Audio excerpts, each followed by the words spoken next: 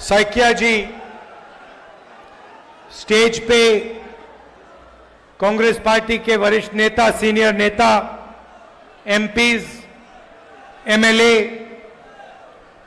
हमारे प्यारे कार्यकर्ता, पंचायतों से आए हैं, बूथ के जो वर्कर्स हैं, आप सबका यहां मैं बहुत बहुत स्वागत करता हूं।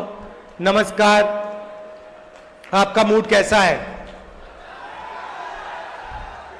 ठीक से बोलिए भाई, मूड कैसा है?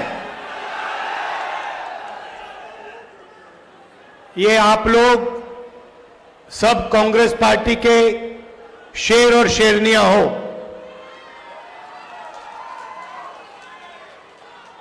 और शेर और शेरनी किसी से नहीं डरते हैं।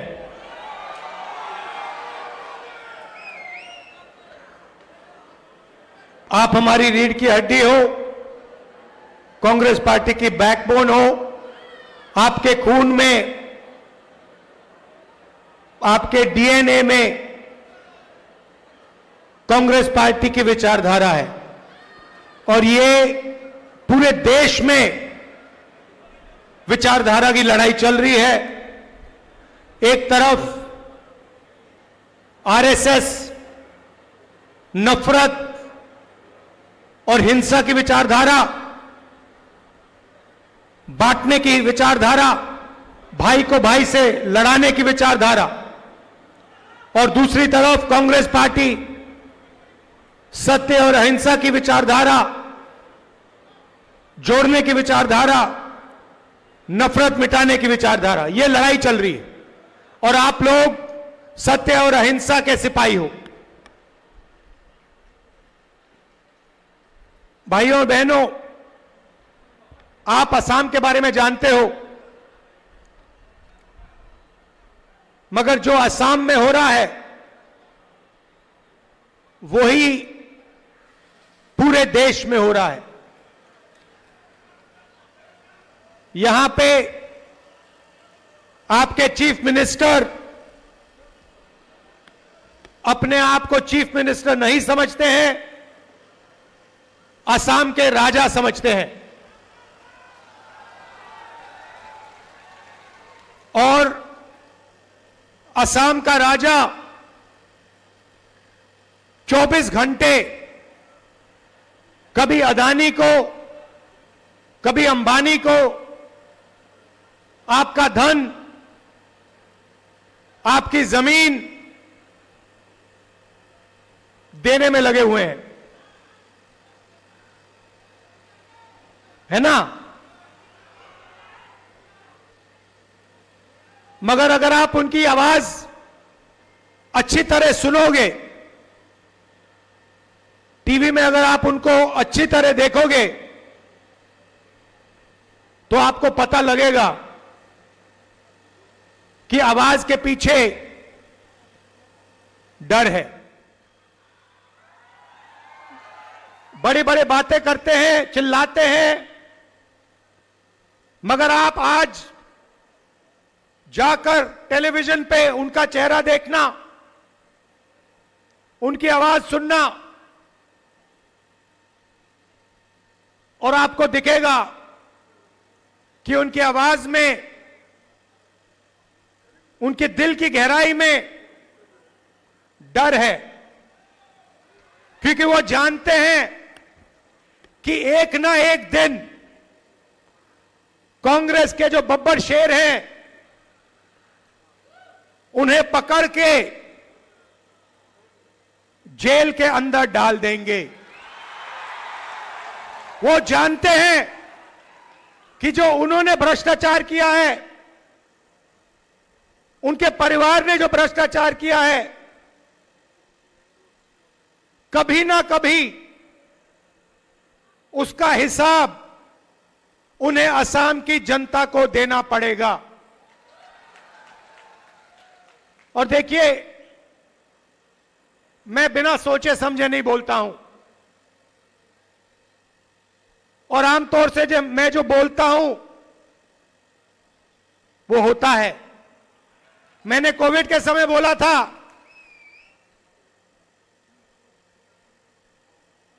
नोटबंदी के समय बोला था, गलत जीएसटी के समय बोला था, और नतीजा आपको दिखा। और मैं आज आपको बोल रहा हूं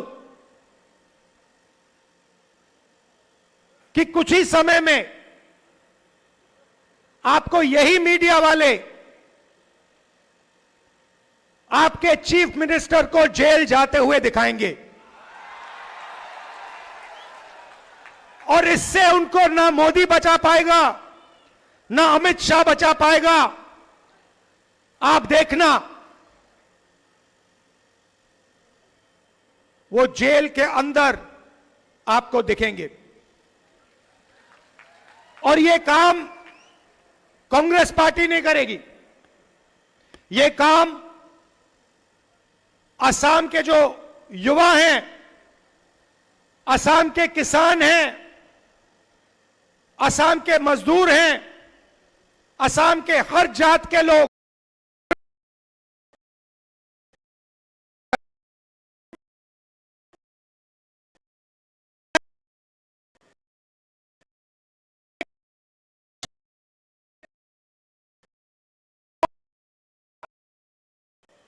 असम की जमीन लेता है, कहीं सोलर पार्क के बहाने, कहीं रिजॉर्ट के बहाने, यह असम से 24 घंटा चोरी करता है। यह आप जानते हो, असम का बच्चा जानता है, सारे के सारे मीडिया वाले जानते हैं। मैंने इनको दोस्त बोला, कहता हूं मीडिया के हमारे मित्र, मगर ये हमारे मित्र नहीं है, क्योंकि ये आजकल इनको आदत पड़ गई है, ये आजकल सच्चाई नहीं दिखाते, है ना। ये जो अंबानी जी कहते हैं, अदानी जी कहते हैं, आपके चीफ मिनिस्टर कहते हैं, वो दिखाते हैं 24 घंटा। नरेंद्र मोदी जी, अमित शाह का चेहरा दिखाते हैं, कोई फर्क नहीं पड़ता, इनका कोई असर नहीं पड़ता, क्योंकि सच्चाई असम की जनता जानती है, असम की जनता के दिल में है। और आप देखना, कुछ ही समय में चुनाव होगा, और आप देखना कांग्रेस पार्टी इस चुनाव को स्वीप करके जीतेगी। यहां पे हमने एक नई टीम खड़ी की है, और मैं गौरव गोगोई जी को, बाकी टीम को बधाई देना चाहता हूं कि आप लोगों ने काम शुरू किया है, और इसका नतीजा असम की जनता को जरूर दिखेगा, हम सबको दिखेगा। भाई और बहनों, मैंने आपसे असम की बात की, थोड़ा सा मैं आपको देश के बारे में भी बताना चाहता हूं, और यह असम के लिए भी जरूरी है। भाई और बहनों, कुछ समय पहले महाराष्ट्र में चुनाव हुआ, और महाराष्ट्र में जबरदस्त तरीके से बीजेपी ने चुनाव में चीटिंग की। लोकसभा में और विधानसभा में 1 करोड़ नए वोटर बने। लोकसभा खत्म हुआ,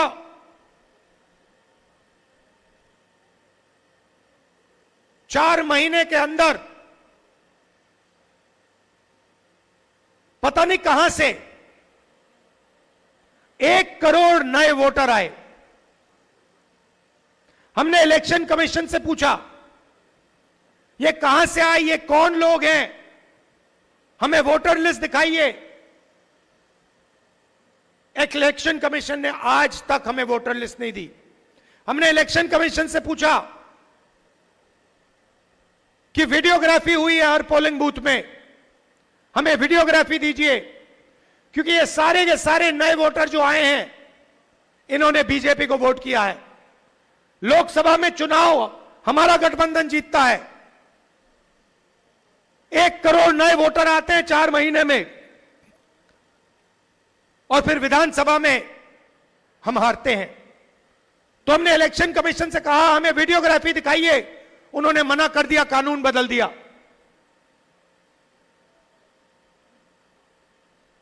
भाइयों और बहनों, महाराष्ट्र का चुनाव बीजेपी ने और इलेक्शन कमीशन ने चोरी किया है, मैं आपको इस स्टेज से कह रहा हूं। और वही काम वो बिहार में करने की कोशिश कर रहे हैं। आपको मालूम होगा कि उन्होंने बिहार में नई वोटर लिस्ट तैयार करनी शुरू कर दी है, और उस वोटर लिस्ट में लाखों करोड़ों लोगों को वो हटा रहे हैं। किसको हटा रहे हैं?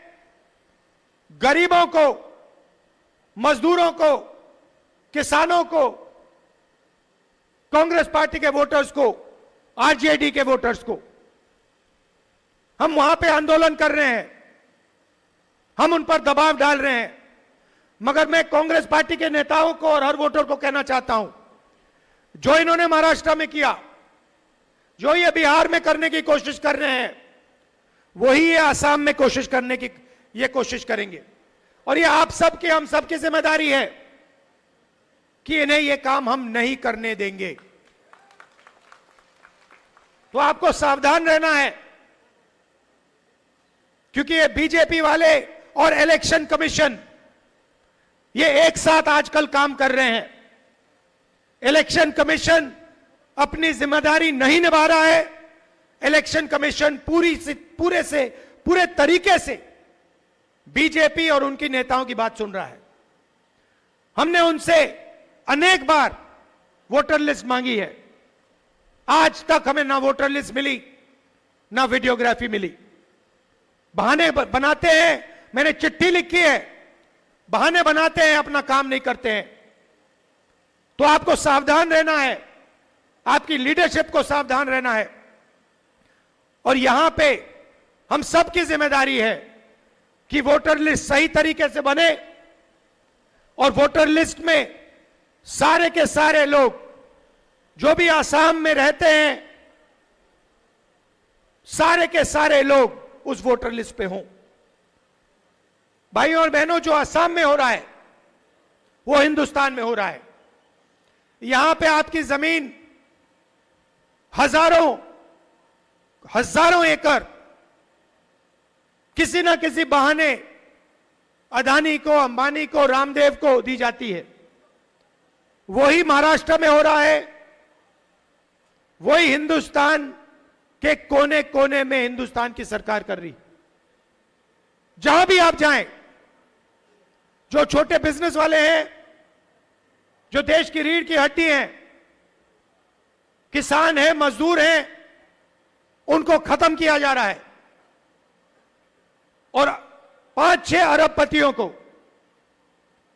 हिंदुस्तान का जल, जंगल, जमीन, धन पूरा का पूरा दिया जा रहा है। यह लड़ाई है। यह देश 5-6 अरबपतियों का नहीं है, यह देश आपका है, असम के युवाओं का है, किसानों का, मजदूरों का, छोटे व्यापारियों का है। आज हालत यह हुई है कि हिंदुस्तान के युवाओं को रोजगार नहीं मिलता है, महंगाई बढ़ती जाती है, पेट्रोल के दाम, डीजल के दाम बढ़ते जाते हैं, अनाज के, सब्जी के दाम बढ़ते जाते हैं, आपको रोजगार नहीं मिलता। पहले सरकारी अस्पताल होते थे, फ्री में आपको इलाज मिलता था, उन सबको प्राइवेटाइज कर दिया। सरकारी स्कूल, सरकारी कॉलेजेस, सरकारी यूनिवर्सिटीज हुआ करती थी, उसमें आपको फ्री में एजुकेशन मिलता था। आजकल जहां भी आप देखोगे, शिक्षा, स्वास्थ्य, जहां भी आप देखोगे, आपके जेब में से पैसा निकलेगा। और पैसा कहां जाता है? उन्हीं 5-10 अरबपतियों के जेब में जाता है। यह फर्क है बीजेपी में और कांग्रेस में। हम गरीबों के लिए लड़ते हैं, मजदूरों के लिए, किसानों के लिए लड़ते हैं, छोटे व्यापारियों के लिए लड़ते हैं, मनरेगा जैसे प्रोग्राम लाते हैं और ये अरबपतियों का काम करते हैं। इससे देश का फायदा नहीं होता। दो हिंदुस्तान बन रहे हैं, एक अरबपतियों का, उनके बच्चे जो भी सपना देखना चाहते हैं देख सकते हैं। हजारों करोड़ रुपए की शादी होती है उनकी, पता नहीं आपने देखी, अंबानी की शादी आपने देखी? हजारों करोड़ रुपए उसमें चले जाते हैं। मगर आम जनता के लिए गलत जीएसटी, महंगाई, अग्निवीर, प्राइवेटाइजेशन, ये है, इसके हम खिलाफ हैं और लड़ाई विचारधारा की है। असम में भी आप लोग जो आए हो, हमारे पोलिंग बूथ से आए हो, हमारे जो वर्कर हैं, आप कांग्रेस पार्टी की विचारधारा को लेकर चलते हो। आपके दिल में हमारी विचारधारा है और इसके लिए मैं आप सबको दिल से धन्यवाद करना चाहता हूं कि आप हमारे शेर हो, हमारी शेरनियां हो और आप हमारे लिए लड़ते हो, हमारी विचारधारा की रक्षा करते हो। दिल से मैं आपका धन्यवाद करता हूं। और अंत में मैं फिर से दोहरा रहा हूं, आप आज शाम को अपने चीफ मिनिस्टर की आंखों में, टीवी में आंखों में देखिए। अगर आप ठीक से देखेंगे, उनका डर आपको दिखेगा। और याद रखिए, चुनाव के बाद आपके चीफ मिनिस्टर इसी मीडिया में आपको जेल में दिखाई देंगे। आप सबका दिल से धन्यवाद, नमस्कार, जय Hind.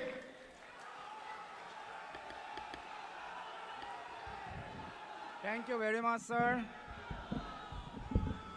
We express our sincere thanks and deepest gratitude to our leader of opposition, Shri Rahul Gandhi, sir.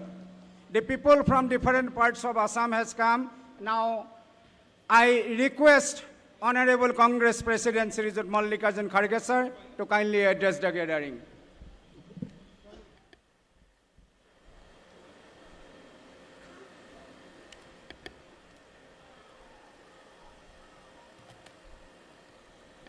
इस मंच पर बैठे हुए leader of opposition Shri Rahul Gandhi ji, KC Venugopal ji, Jitendra Singh ji, Gaurav Gogoi ji, Debabrata Saikia ji और एमपीज, एमएलएज और इस सभा के आए हुए, इस सभा में जो ब्लॉक कांग्रेस के प्रेसिडेंट हैं, मंडल प्रेसिडेंट्स हैं और सारे मेरे भाइयों और बहनों यहाँ पर आए हैं, आप सबको मैं नमस्ते करता हूँ। और मेरे प्यारे भाइयों और बहनों, ये आसाम कांग्रेस के लिए एक मजबूत गढ़ है। शायद आसाम के लिए बीजेपी 1940 से कोशिश कर रही है यहाँ पर बीजेपी की गवर्नमेंट बनाने के लिए, लेकिन आज तक बीजेपी की गवर्नमेंट यहां पर नहीं बन सकी। लेकिन कांग्रेस के एक आदमी को उधार लेकर आसाम का चीफ मिनिस्टर बीजेपी ने बनाया है। आरएसएस नहीं बना सकी। 1940-41 से वो कोशिश कर रहे हैं यहां पर, लेकिन नहीं हो सका। लेकिन एक आदमी हमसे निकलकर भाग गया और वो आज यहां पर चीफ मिनिस्टर बन के बैठा है। मैं आपको ये बताना चाहता हूं कि 1926 में कांग्रेस का 51वां सत्र यही गुवाहाटी में हुआ था। अब 2026 में जब कांग्रेस सत्र को 100 साल होने जा रहे हैं, 100 साल पहले यहाँ पर कांग्रेस पार्टी का एक बहुत बड़ा सम्मेलन हुआ था और उसको अब 100 साल हो रहे हैं। तो इतना महत्व आसाम के लिए कांग्रेस पार्टी दी है, देते आई है, आगे भी देते रहेगी। भाइयों, राहुल गांधी जी, मैं खुद, हमारी पूरी टीम ने आसाम की जनता के साथ मिलकर एक मजबूत रणनीति बनाई है और मैं गोगोई को धन्यवाद देता हूं कि उन्होंने एक डिप्टी लीडर होते हुए भी आसाम में काम करने के लिए राहुल जी के कहने पर उन्होंने स्वीकार किया और आज उनके नेतृत्व में आप इतनी बड़ी संख्या में लोग आए हैं। एक नौजवानों साथी को राहुल जी ने आपको दिया है, उससे काम लेना है, उनको मदद करना है। अगर उनको मदद करेंगे, ये अपने आप को मदद किए जैसा होगा। इसीलिए मैं आपसे यही कहूंगा कि कांग्रेस पार्टी हुकूमत में आएगी तो यहां से भ्रष्टाचार निकलेगा। यहां जो आसाम के चीफ मिनिस्टर सबसे विश्वासघात कर रहे हैं, सबको डरा रहे हैं और यहां तक कि लूटम लाट चल रही है और इतनी लूट शायद किसी स्टेट में नहीं हुआ जो लूट आसाम में आज हो रहा है। इसीलिए भाइयों, आपको सतर्क रहना होगा, आप मिलके काम करना होगा और खासकर युवाओं के लिए मैं कहता हूं, अगर हमारी सरकार आएगी, हम युवाओं को नौकरी दिलाने की पूरी कोशिश करेंगे। लेकिन बीजेपी ने वायदा किया, आज तक एक नौकरी नहीं दी। घर घर भटक रहे हमारे युवा लोग और सरकार में कई नौकरियां हैं, सेंट्रल गवर्नमेंट में कई नौकरियां खाली है, वो क्यों नहीं भर्ती कर रहे हैं? वो भी परसों मैं देखा 31-40 हजार की भर्ती हो गई, ऐसा सुना और मोदी सर्टिफिकेट दे रहे हैं। अरे पंडित जवाहरलाल नेहरू जी, उनके जमाने में बड़े बड़े कारखाने हो गए, बड़े बड़े पब्लिक सेक्टर बने, लाखों लोगों को नौकरी मिली, मेडिकल कॉलेज बने, इंजीनियरिंग कॉलेज बने, बड़े बड़े रास्ते बने। लेकिन इनके जमाने में एक भी ऐसा काम नहीं हुआ जो लोग याद रख सके या लोगों का फायदा हो सके।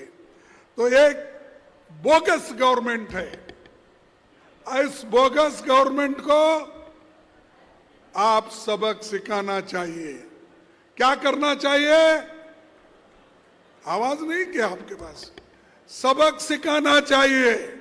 सिखाएंगे आप? सिखाएंगे? देखो, सबक जब तक आप नहीं सिखाएंगे, ये मजदूर को लूटेगा, गरीबों की जमीन छीन लेगा, हर एक के बिल्डिंग पर कब्जा करेगा, हर एक के जमीन को, पानी को, सब जल जंगल जमीन सभी लूटेगा। लुटेरे को अगर और मजबूत करेंगे तो हर गरीब और तंग होते जाएगा, गरीब गरीब होते जाएगा और अमीर अमीर होते जा रहा है। अभी आपने बताया कि अदानी अंबानी कैसा निकले भाई? अरे ये अंबानी का तो शुरू में 8,000 करोड़ की संपत्ति थी इसके पास, आज 13 लाख करोड़ कहां से आया? कौन दिया? इसी ने दिया, मोदी साहब ने दिया। मोदी हमेशा अपने मित्रों को अपने पैसे से मदद करके मजबूत करता है और कहता है जाओ गरीबों को लूटो, गरीबों को शोषण करो, और गरीबों को शोषण करके तुम 75% तुम लो, 25% मेरे को दो, मेरी आरएसएस और पार्टी को बढ़ाना है। ये उनका उद्देश्य है। और यहाँ हमारे जो चाय बागान के मजदूर हैं, उनकी हालत क्या है? उनको मिनिमम वेजेस नहीं मिलते। मिलते हैं? मिनिमम वेजेस नहीं मिलते।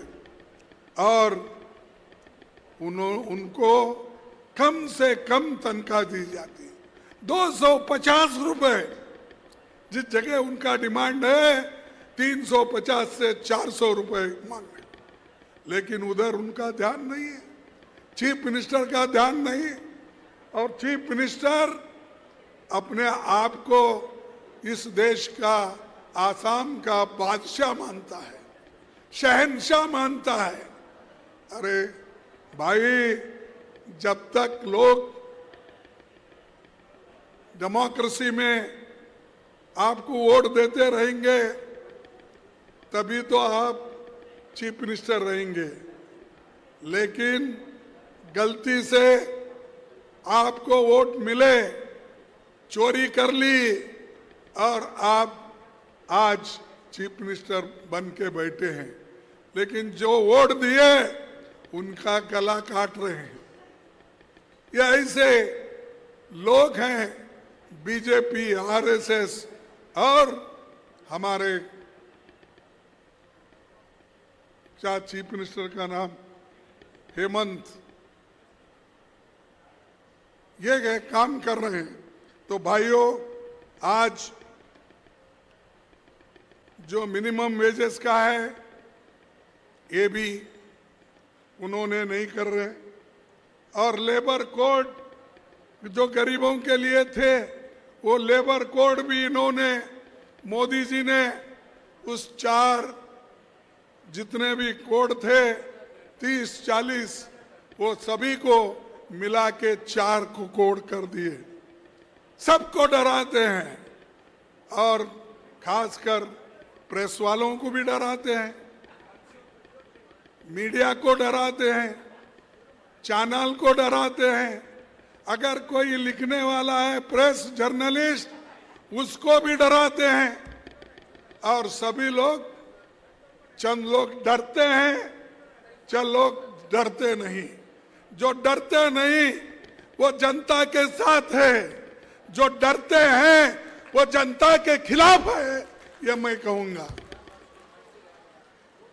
ये बात ध्यान रखना कि आसाम के लोग इतने आसानी से डरने वाले नहीं हैं, वो मजबूत है। वो अपने आप को यहाँ पर एक होकर काम करने की शक्ति रखते हैं। और घुसपैठियों का नाम लेकर इन्होंने आसाम में सबको डराने की कोशिश कर रही। अब भाई, हम तो चाहते हैं जो जेन्युइन लोग हैं, जो यहाँ ही रहने वाले हैं, जिनका नाम है, उन लोगों को आप दीजिए। जिनका नहीं है, जो घुसपैठी है, वो बात और है। आपके पास कानून है, कानून से काम करो। लेकिन कानून से काम वो नहीं करना चाहते। ये दोनों डबल इंजन बोलते ना, वो यूपी में बहुत बोलता है योगी, हमारे योगी जी, वो हमेशा यूपी में डबल इंजन सरकार। कौन डबल इंजन? एक योगी की सरकार यूपी की और एक मोदी की सरकार केंद्र में। और यहाँ वो देखकर, या हेमंत भी यही शुरू किया है ये डबल इंजन की सरकार आसाम में बहुत काम कर रही है। कहाँ काम कर रहे भाई? हम देखे, तुम तो केंद्र में भी तुम्हारी सरकार है ना। हम निकले गुवाहाटी से, हमारे को सिर्फ 30 किलोमीटर का रास्ता 2 घंटे लगा, 2 घंटे। और ये है इनकी गवर्नमेंट, और ये कहते हैं हम डेवलपमेंट करेंगे। अरे डेवलपमेंट के नाम से तो आप पैसे खा रहे हैं, डेवलपमेंट के नाम से आप लोगों को लूट रहे हैं। इसीलिए मैं ये कहूंगा कि ये लोग, जैसा कि राहुल जी ने कहा, शिक्षा, स्वास्थ्य ये हमारी बुनियादी चीज है, लेकिन ये लोग बुनियादी चीजों को भूल गए हैं। इसीलिए ये आसाम को अगर ठीक करना है, हम सभी लोग मिल के काम करना चाहिए। और दूसरा,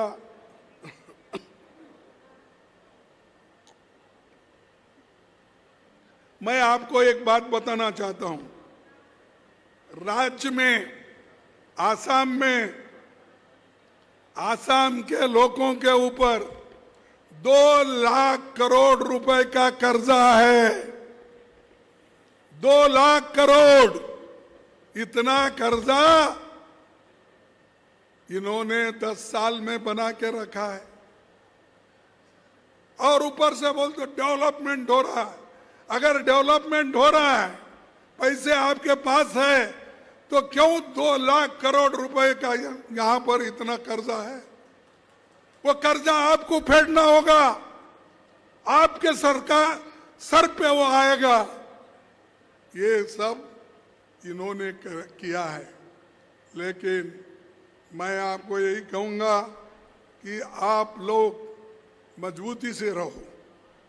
और जो इन्होंने बुलडोजर लगाया, इविक्शन ड्राइव कराया, पिछले सप्ताह धुबरी में 2000 परिवारों के घरों को बुलडोजर लगाकर तोड़ दिया। लेकिन उनको याद रखना चाहिए, आने वाली कांग्रेस की सरकार जिन जिन लोगों के घर इन्होंने तोड़ा, उनको हम बना के देंगे और उनको मदद करेंगे। और तुमको कहां भेजेंगे हम? जो गलत काम किए उनको कहां भेजना चाहिए? जेल। इसीलिए इन्हों जेल का रास्ता, अब जेल अच्छे कर लो पहले ही, क्योंकि उसमें रहना है आपको। अगर ये करेंगे तो आप अच्छे रहेंगे उसमें। आज जमीन चुनिंदा लोगों को दे रहे, फॉरेस्ट काट रहे, इंडस्ट्री के नाम पे, और दलित, पिछड़े, आदिवासी, बोरो, कार्बो, गारो, अहोम आबादी के साथ साथ आसामी या हिंदुओं को, अल्पसंख्यक के मुस्लिम समुदाय को जीवन करना मुश्किल हो गया है। उनको जीवन करना मुश्किल हो गया है। इसीलिए आपको बचाने के लिए राहुल गांधी जी आएंगे इलेक्शन में, गौरव गोगोई रहेगा हमारे साथ। हम मिलके आपके काम के लिए लड़ेंगे और आसाम में एक अच्छा सरकार हम बनाएंगे। इसीलिए आपकी मदद की जरूरत है। और दूसरा, गो घोटाला। अभी हम तो सुना था कि ये लोग तो गाय की पूजा करते हैं, लेकिन ये तो चोर निकले। ये गाय की गाय की चोरी कर रहे और बोलते हैं कि दूसरों को कि ये गाय है, इसको अरे ये एक्सपोर्ट बिजनेस तुम्हारा है। बड़े बड़े एक्सपोर्टर्स कौन है? बीजेपी के लोग हैं। गाय के मांस को अगर एक्सपोर्ट कोई करता है, बीजेपी के नेता लोग करते हैं। और परसों मैं सुना, वो भी अहमदाबाद से गुजरात से लाए, क्योंकि गुजरात का और इनका बड़ा दोस्ती है ना, एक गुरु शिष्य है। इन्होंने 300 गाय खरीदी, गिर गाय, जो एक इसका होता है एक नया ब्रीड उसको। तो 300 गाय कहां से लाए? गुजरात से। कहां से लाए? मोदी के पास से। मोदी के पास से 300 गाय गरीबों को बांटने के लिए लाए, लेकिन उसमें 90 गाय गायब। वही बांट लिए। कौन बांट लिए? मंत्री।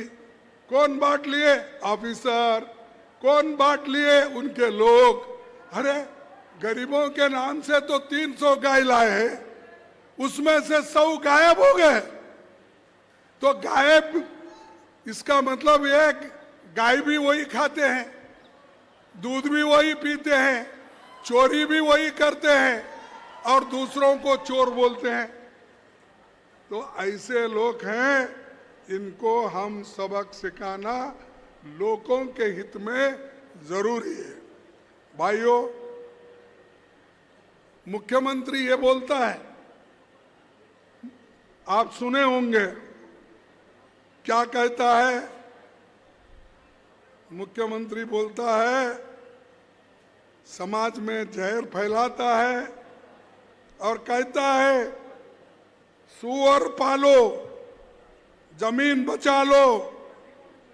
जैसी बात करते हैं, ऐसे लोग देश को कभी एकजुट नहीं रख सकते। अगर आप सुअर पालेंगे तो आपके जमीन ठीक रहेंगे, ये मुख्यमंत्री कहता है।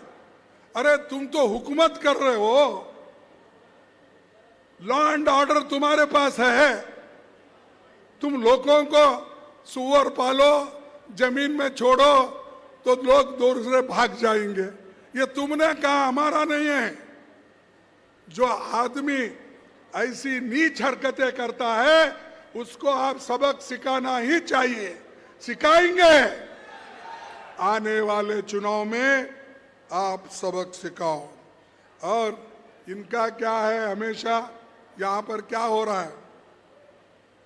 कोयला चोरी, सुपारी, गुटखा, और फिर बाद में एक्साइज में झटका, और ईडी का ये सब धांधले सब लोग ये कर रहे हैं। लेकिन आपको मैं ये कहना चाहता हूँ कि आसाम को आप मजबूत बनाना ही होगा और ये भ्रष्टाचार मुक्त आसाम बनाना होगा। कि इनके पास, मोदी के पास तो झूठों की फैक्ट्री है, क्योंकि इन्होंने ही कहा 15-15 लाख रुपए लाके मैं आपके जेब में डालूंगा। विदेश में काला धन कांग्रेस वालों ने रखा है, वो लाकर आपके जेब में 15-15 लाख डालूंगा। ये कहा या नहीं कहा मोदी ने? कहा। फिर झूठ बोलेगा? ये झूठ बोलता है, सच बोलता है। और उसने क्या कहा? युवाओं को मैं 2-2 करोड़ नौकरी दूंगा। दिया आपको? ये झूठ है, सच है? झूठ है। मैं किसानों को एमएसपी दूंगा डबल। दिया आपको? ये झूठ है, सच है? अरे इतने झूठ बोलने वाले प्राइम मिनिस्टर मेरे जिंदगी में कभी देखा नहीं। मैं भी कम से कम 55 साल से एमएलए, एमपी, राज्यसभा मेंबर हूं। मैं 12 बार इलेक्ट होके आया हूं। 1 बार नहीं, 2 बार नहीं, 12 बार इलेक्ट होके आने के बाद मैं कभी किसी को झूठ नहीं बोला। यहां तो मोदी झूठों का सरदार निकाला, झूठों का सरदार, और ये लोगों को गुमराह कर रहा है। और उन्हीं का आदमी बोलता है अरे भाई ये तो जुमले हैं इलेक्शन के लिए। तो इसीलिए ये जो है हेमंत विश्वास के बातों में आके झूठ बोलने वालों को वोट मत दीजिए।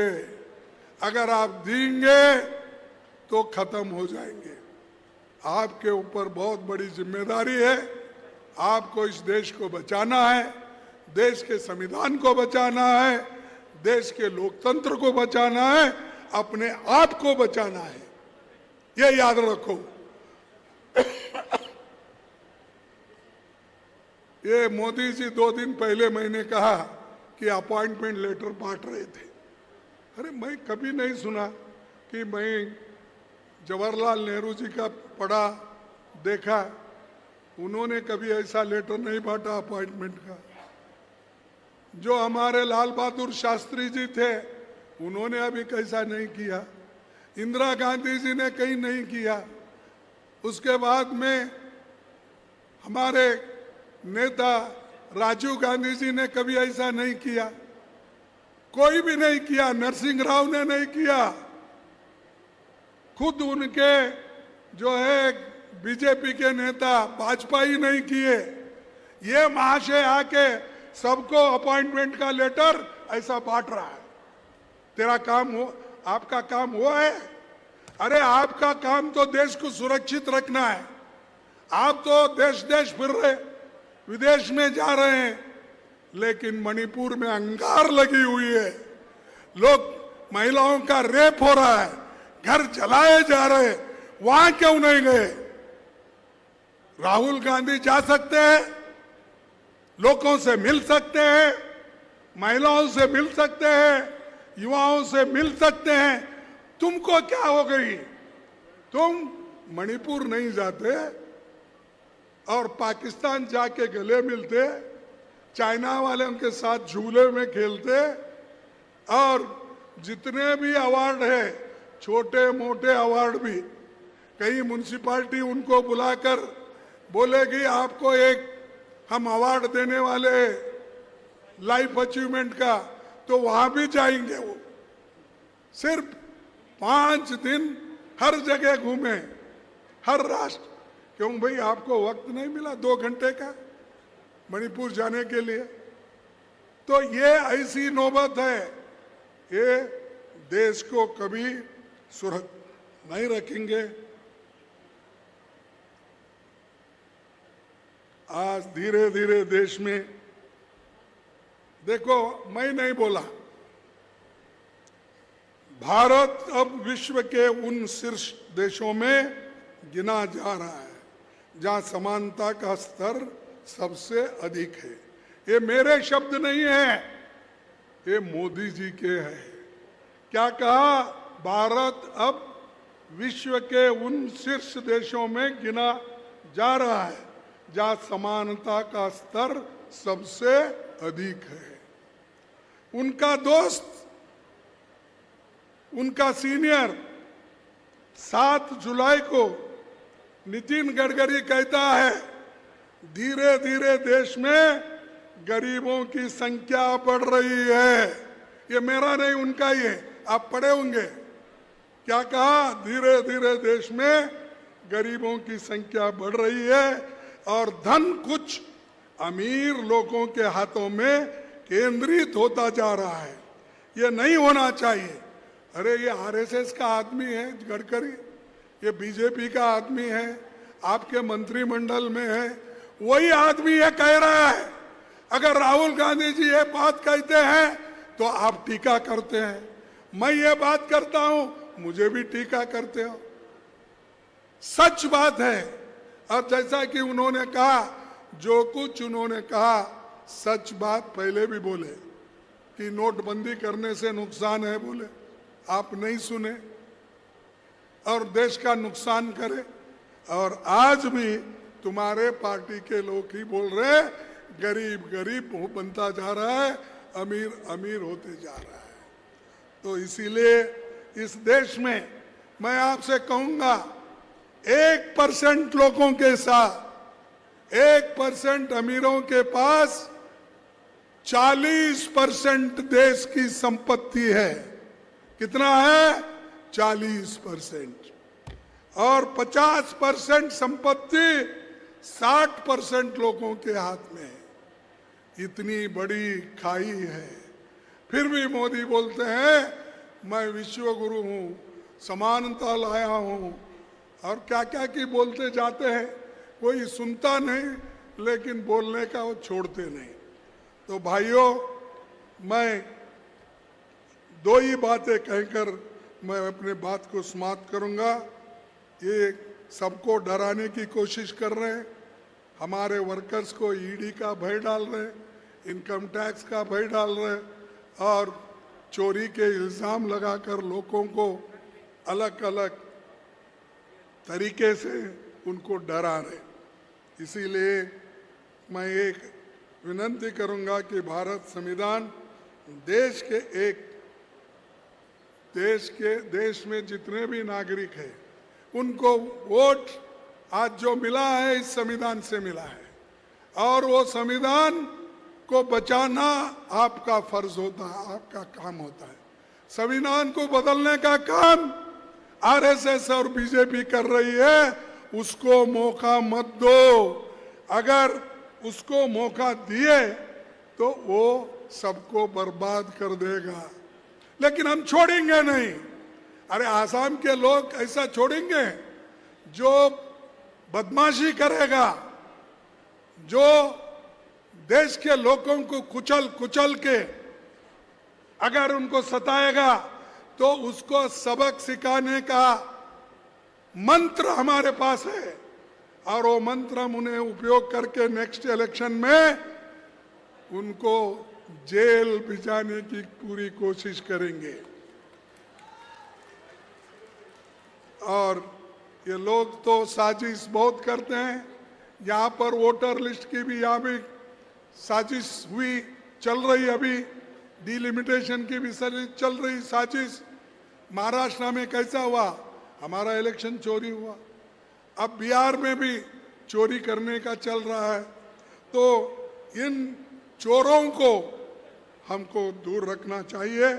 इसीलिए मैं इतना ही कहता हूँ मेरे भाइयों, मेरे आसाम के जितने भी लोग हैं, तुम्हारे हित में हम लोग जो संविधान आपको आज़ादी दिलाई है और जो आपके पास तंत्र है उसका उपयोग हम करेंगे। और हमारी जो गारंटी है आसाम में, हम हर युवक को रोजगार और हर बच्चे को शिक्षा की गारंटी देंगे। मैं और एक बार पढ़ता हूं, अगर आपको सुने, हम हर युवाओं को रोजगार और हर बच्चे को शिक्षा की गारंटी देंगे। जैसा हमने हिमाचल प्रदेश में किया, जैसा हमने कर्नाटक में किया, जैसा हमने तेलंगाना में किया। हमने जो गारंटी की बात बोली थी, राहुल जी ने जो गारंटी की बात कही थी, उसको निभाने वाले अगर कोई है तो कांग्रेस पार्टी है, आप हैं, दूसरे कोई कुछ नहीं कर सकते। इसीलिए हर युवा को रोजगार, हर बच्चे को शिक्षा, ये तो गारंटी। चाय बागवान को करीब उनकी मजदूरी का पूरा हम बिड़ा उठाएंगे और मैक्सिमम उनको वेजेस दिलाने की कोशिश भी हम करेंगे। और भविष्य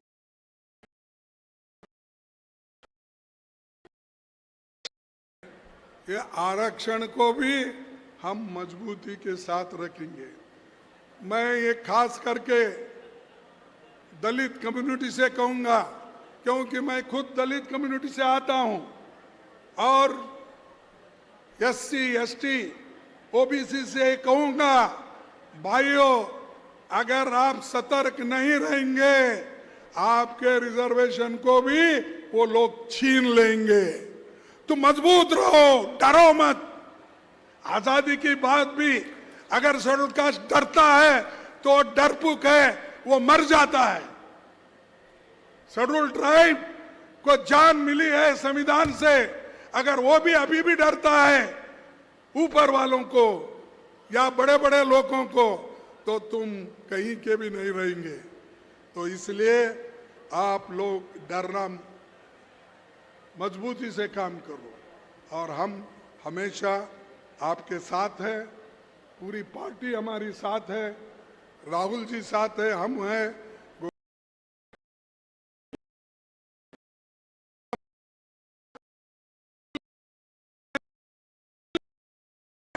मिलकर सरकार को लाते हैं। इतना कह के मैं अपने भाषण को समाप्त करूंगा। एक दो स्लोगन मैं बोलूंगा, आपको भी आवाज देना होगा। जय हिंद। क्या यारो, कुछ पीछे के लोग भी नहीं बोल रहे। जय हिंद, जय हिंद, जय कांग्रेस, जय कांग्रेस, जय कांग्रेस, जय आसाम, जय आसाम, जय आसाम।